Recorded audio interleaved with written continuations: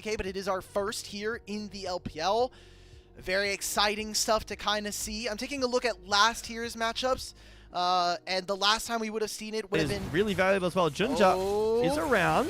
Destiny is put out. The Dragon still goes over to IG. One of the most dangerous parts about playing against a Twisted Fate is that if he is not... everyone thinks is going to be the first end representatives. It's pretty overwhelming, AL and BLG. I'm not sure if I necessarily agree with how some of these teams have been playing. Second Dragon started up. IG looked to be fast-tracking their soul. Some really nice deep vision highlighted by the observers here. Junja would have to go over the wall. He is going to do it. Oh, that's onto Vampire. So that guy's just dead. Oh! There we go. That's first blood from across the map. IG will get that first kill. Junja still gets the smite on this objective. XiaoXu with no flash. Is that another find for them? They're trying to look for it. Oh, right between the straights there. Junja is taken out, and they're continuing this domination. 3-0 lead here for Invictus Gaming. Flashbacks a little bit to there's a triple kill from Rookie on a Zoe, I think from a long, long time ago. Vampire. Okay, Pop Blossom will land, but the spells, I mean, the Spell Thief gave him some movement speed to get out of this one. Where does Way go? Cataclysm to lock up all of the members of JDG. A single kill onto Rookie is good. That'll take his cleanse as well. Herald seems to be started up here by JDG, but I think you're losing a little bit too much on the map here. I mean, Ornn is getting some free time alongside this Twisted Fate. You're potentially losing this mid-tier one with this Trinity Force completed for Photic. They're going to move members over, but Vampire has no buttons to really play, and Gala is getting chunked. Oh, this Photic stay he does, so one more auto with the Trinity Force finish. The Sheen is enough to take down that mid-outer turret. But for IG, outside of Rookie getting caught there in top lane, this poke comp is working. They're keeping the distance really well, and JDG just don't have the tools to close the gap. When Vampire's getting one shot like he was, like he did do in that fight. Dragon being started up by IG. No vision again for JDG around this Drake. You could try to look in, but it's a really tough ask. Flash, no flash on Nico. Oh, Junja, he summoned up the Herald, and it's a 70 damage smite. He just got it at the very last minute. That's a free leash coming on through. Oh, and now we're using the Herald to get out of this one. Complete clownery going on around this Dragon. As IG, they may have had a couple of those kills. They might have won some of these trades, but now they're just losing out on the map. Oh, and just a perfect flash from XiaoXu. That is scary. But XiaoXu's on 2 items as well. A full, more than a full level up, so that's just XP in general from laning that he's up. And Gala is... I mean, Sabora's dead. Yeah, I don't really got to do much here. That one was... I appreciate JDG for giving me the time, because I really was just going to go over to Macro, the Ornn guy on Twitter, and see what his guide for upgrades are.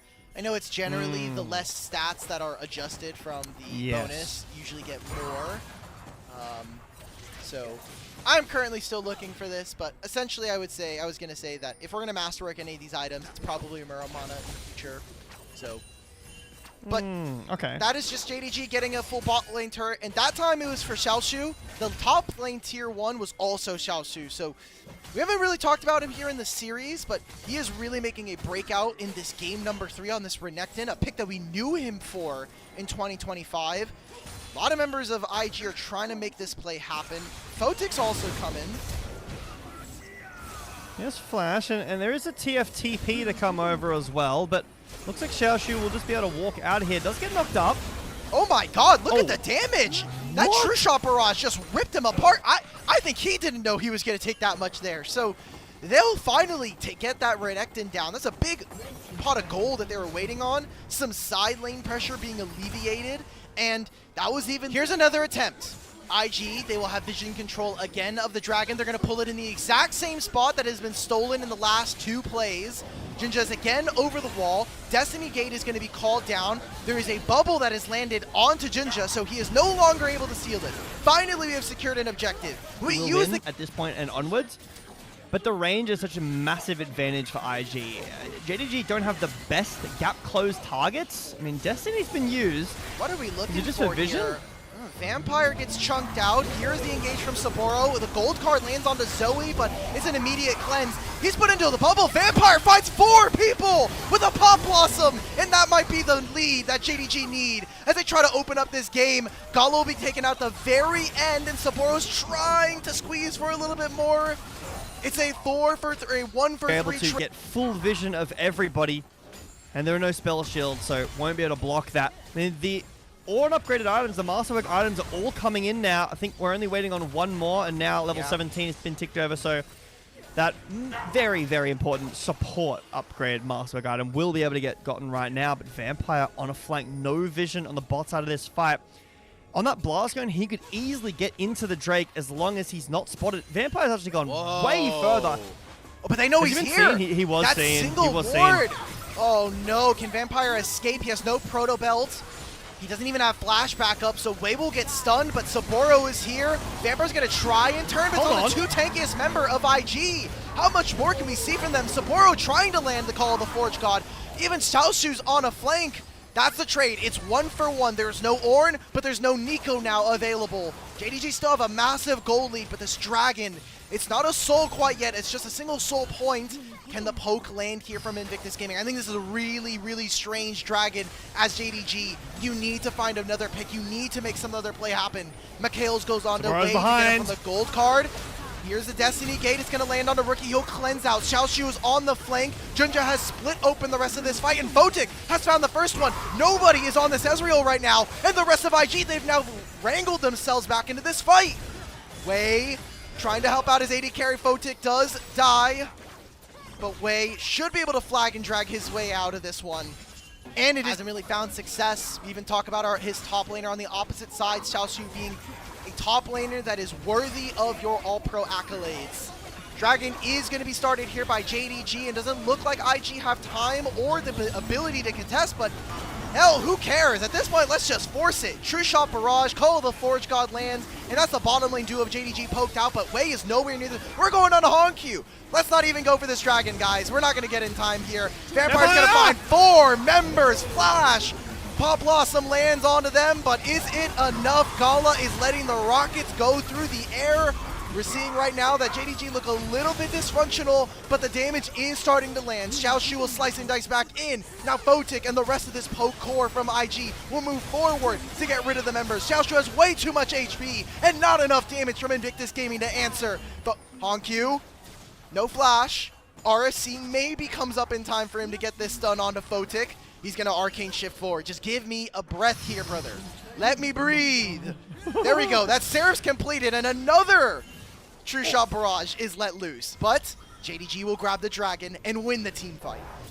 Yeah, the team fighting from JDG is so good. Vampire again hits a massive Pop Blossom, and HonkQ goes around the side, constantly peppering in these stun cards. JDG, 4,500 gold lead on XiaoXu with this 30% health shield. They're starting Baron.